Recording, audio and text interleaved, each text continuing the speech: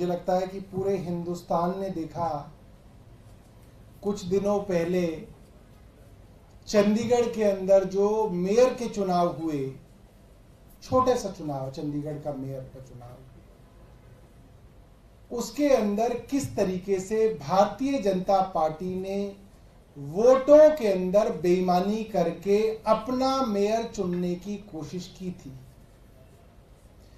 और उस पूरे षड्यंत्र के अंदर जो मुख्य किरदार,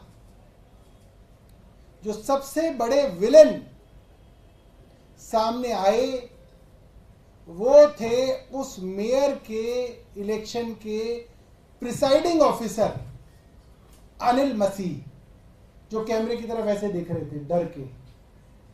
सबको याद है वो चेहरा। तो सब ये बात समझते हैं कि अगर मेयर का चुनाव है तो उसके अंदर वोटों की चोरी करने के लिए जो मुख्य सूत्रधार होता है वो होता है प्रिसाइडिंग ऑफिसर, जो उस पूरे के पूरे चुनाव को कराता है। हमने देखा जब दिल्ली के अंदर मेयर का चुनाव हुआ, आम आदमी पार्टी 134 काउंसलरों के साथ सिंगल लार्जेस्ट पार्टी बनी।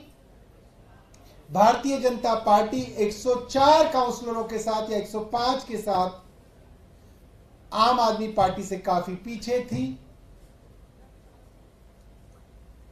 शुरू से प्रक्रिया यह है कि जो सीनियर मोस्ट काउंसलर होता था उसको प्रिसाइडिंग ऑफिसर बनाया जाता था, मगर उन मान्यताओं को दरकिनार करके दिल्ली के लेफ्टिनेंट गवर्नर साहब ने भारतीय जनता पार्टी की एक पार्षद को प्रिसाइडिंग ऑफिसर करा और किस तरीके से उन्होंने बेईमानी से वोट डलवाने की कोशिश की थी, ये सबने देखा था। अब जो कल मेयर का इलेक्शन होना है, ये एक तय प्रक्रिया है कि जो आउटगोइंग मेयर होते हैं, जो इस वक्त शैली ओबरॉय हैं, वो इस चुनाव की प्रिसाइडिंग ऑफिसर रहेंगी। ये कन्वेंशन है, दशकों से चली आ रही प्रजातांत्रिक संवैधानिक परंपरा है। मगर मुझे दुख के साथ कहना पड़ रहा है कि भारतीय जनता पार्टी की केंद्र सरकार द्वारा लगाए गए उपराज्यपाल इस पुरानी परंपरा को तोड़ने की कोशिश कर रहे हैं। जो प्रिसाइडिंग ऑफिसर की फाइल यूडी मिनिस्टर यानी कि चुनी हुई सरकार के मंत्री यानी कि मेरे पास आनी चाहिए थी, मेरे माध्यम से मुख्यमंत्री कार्यालय और वहां से फिर एलजी साहब को जानी थी, उस फाइल को चोरी छिपे मेरे को बिना भेजे एलजी साहब को भेजा गया। यह चोरी क्यों की जा रही है? ये पर्दे के पीछे क्या छिपाया जा रहा है? परसों मैंने एलजी साहब को पत्र लिखा, नियमों के विरुद्ध चीफ सेक्रेटरी नरेश कुमार ने ये फाइल एलजी साहब को भेजी है, ये फाइल लौटाई जाए। एलजी साहब ने नहीं लौटाई। कल मैंने दोबारा मुख्य सचिव को पत्र लिख के पूछा कि किन कानूनों के अंदर आपको ये शक्ति मिली कि आप चुनी हुई सरकार को बाईपास करके एलजी को सीधी फाइल भेज सकते हैं। उसकी कॉपी मैंने एलजी साहब को भेजी। उसका जवाब भी मुख्य सचिव ने यह कहा कि अब ये मामला हमने एलजी साहब को भेज दिया है, तो वो इसके ऊपर निर्णय लेंगे। यानी कि कोई ऐसा नियम मुख्य सचिव नहीं बता पा रहे, नहीं समझा पा रहे, नहीं एक्सप्लेन कर पा रहे कि किस तरह से उन्होंने चुनी हुई सरकार को बाईपास किया। आज 25 अप्रैल में हम बैठे हैं, 3:05 हो चुके हैं। कल सुबह 9 बजे चुनाव है मेयर का, अभी तक कोई प्रिसाइडिंग ऑफिसर की फाइल हमारे पास नहीं आई है। सुना है एलजी साहब केरला भ्रमण पे गए हुए हैं और मैंने एक अखबार में पढ़ा कि वो जगह जगह जो वहां पे चर्च हैं उनके पादरियों के साथ मीटिंग कर रहे हैं। मैंने ये पढ़ा, मुझे नहीं मालूम कि केरला में वो क्या कर रहे हैं, मगर यहां केरला से जरूरी काम दिल्ली में रुके हुए हैं और यहां पे प्रिसाइडिंग ऑफिसर अभी तक नियुक्त नहीं हुआ है। ऐसा लगता है भारतीय जनता पार्टी की केंद्र सरकार कोई नई साजिश कर रही है ताकि दिल्ली में मेयर के चुनाव या तो हो ना और हो तो बेईमानी से हो, जिससे जिन लोगों ने, दिल्ली के लोगों ने जिसको चुना है, आम आदमी पार्टी के लोगों को चुना है, उसकी सरकार को किसी तरीके से एमसीडी से, उसके मेयर को एमसीडी से हटाया जा सके। इस तरीके की साजिश होने का अंदेशा हमें लग रहा है। बहुत बहुत धन्यवाद। आपके पास कोई प्रश्न हो तो आप पूछ सकते हैं। चुनाव होगा कि नहीं? यही प्रश्न है हमारा। ये चुनी हुई सरकार को नहीं मालूम कि चुनाव कल होगा या नहीं होगा, और जिनको मालूम है वो केरला में है। यही प्रश्न है।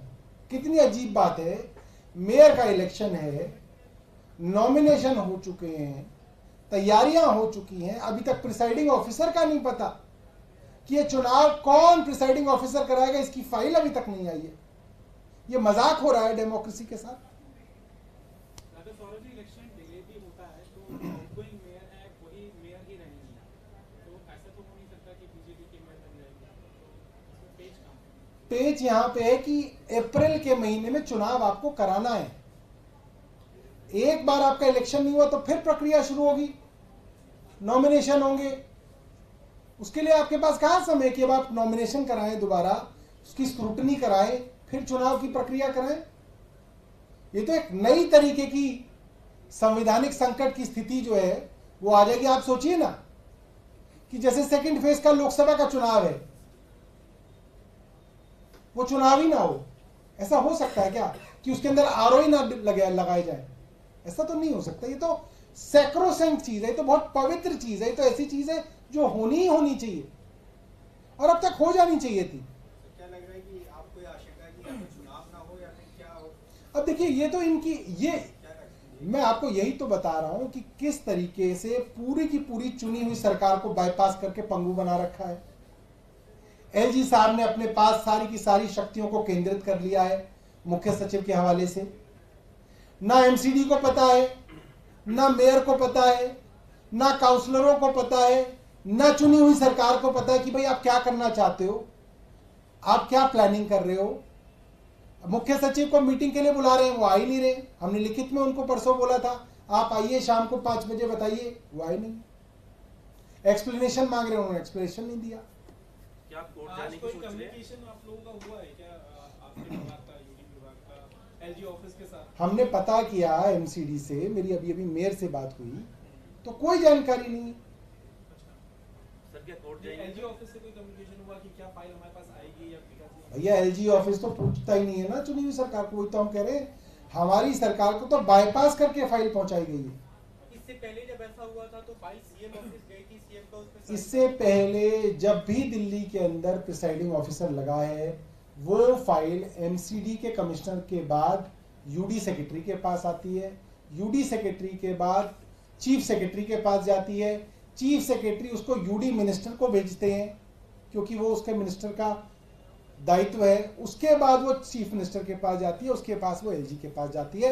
इस बार जानबूझ के षड्यंत्र किया गया कि आपने, मुख्य सचिव ने मंत्री को बाईपास कर दिया। उन्हें पता है मुख्यमंत्री तो है नहीं, मंत्री को बाईपास कर दो, तो आपने सीधा एलजी को भेज दिया। लेकिन एलजी के पास सरकार से होके ही जाती है, तो उस पे तो आपकी सरकार की तरफ से कोई गया नहीं, क्योंकि सीएम के पास से भी नहीं गया।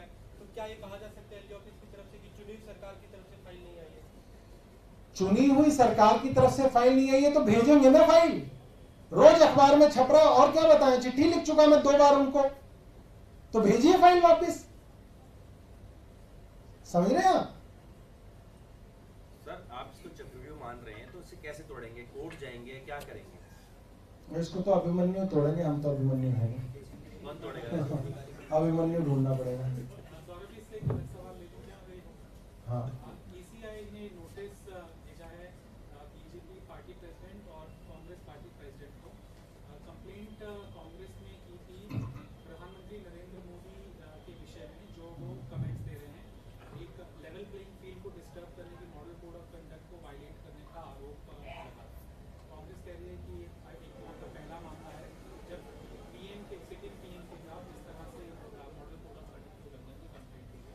ईसीआई को निष्पक्षता दिखाकर कार्रवाई करनी चाहिए। दोनों पार्टीज को ये नोटिस को आप किस तरह से देखते हैं? You feel ECI is behaving dually duty level playing field? Saurabh, इसी में जुड़ा हुआ सवाल है, अभी तक जितने भी ईसीआई नोटिस अगर किसी व्यक्ति को या किसी व्यक्ति को व्यक्तिगत गई है, इससे पर किसी भी नेता को मिली है, व्यक्तिगत नोटिस मिली है, पहली बार ऐसा हुआ शिकायत प्रधानमंत्री की है, नोटिस पार्टी अध्यक्ष को है। आप इस चीज को समझिए, जिसने इलेक्शन कमिश्नर और चीफ इलेक्शन कमिश्नर को अपॉइंट किया है, वो कमेटी प्रधानमंत्री और उनके एक मंत्री की है। तो जो अपॉइंटिंग अथॉरिटी है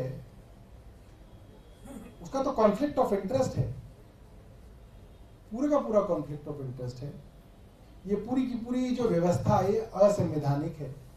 जिस तरीके से सुप्रीम कोर्ट के जजमेंट को पलटते हुए भारतीय जनता पार्टी की केंद्र सरकार ने एक नया कानून बना दिया कि हम लोग तय करेंगे कौन इलेक्शन कमिश्नर बनेगा, चीफ इलेक्शन कमिश्नर बनेगा, उसमें यही होगा कि इलेक्शन कमीशन की न्यूट्रलिटी पूरी तरीके से कॉम्प्रोमाइज्ड है। और मुझे कोई उम्मीद नहीं है कि इलेक्शन कमिश्नर, इलेक्शन कमीशन प्रधानमंत्री के ऊपर इतनी सी भी कार्रवाई कर सकता हो, इतनी सी भी कार्रवाई ये इलेक्शन कमीशन कर सके, मुझे बिल्कुल उम्मीद उनसे नहीं है। ये जरूर हो सकता है कि थोड़ा बहुत खाना पूर्ति कर दें, थोड़ी बहुत नोटिसबाजी कर दें, कुल मिला के होना कुछ नहीं है उसमें।